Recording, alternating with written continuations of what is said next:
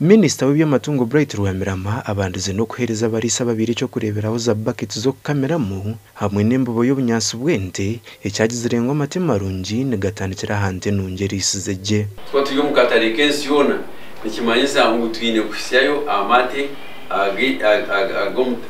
omutindo gw'ahiguru munonga abariisa kurwo mu Rushenyi nabo batungire kubura y'amate bahayiro kwongyera hakatare k'amato mu district egi bwanyuma yo kushanga ngo batungira akatare kayo gate barukora koze rutayize rukomeze nagamba tize kwikambaza tuzikuzahumurya around here mu Rushenyi nango bundi ntizamunibanda kake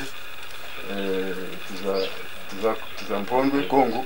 If you manage to sell raw quality raw milk, that means now as you start adding value and selling yogurt and cheese, you must make sure that you maintain quality.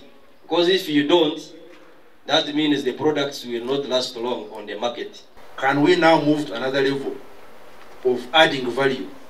Collecting milk in these collecting centers is not enough. If you are to access markets, we must add value to this milk. Minisita yigwiriho na factory ya Kigeze Dairy Cooperative Society Limited aho Gavumenti bahira ibyuma byo kongera omutindo amate ebimaziriho biliyoni mu sente za Uganda. This one is a pouch filling machine for fresh milk and yogurt. Hadi mwaika level ya kashatu kama amate mugayeto musenta mugahunka umukura ngataka siskara abarukora bije bagatwari kugenda stage ya kabiri. In fact, you even have helped us to weed out those who are selling poor quality milk. Because we used to have a lot of issues with other milk sellers, raw milk sellers, bar freezers, and wood. Our aim is to make it a model cooperative society in milk value addition in Uganda.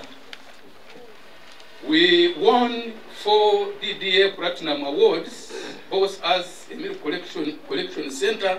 Aba bashabire Gavumenti kongera kubakwatiraho no kubahereza zakura emotoka zo kutwara amate hamwe no kumaririza factory yabo. Gasha kwa Michael tumwakire.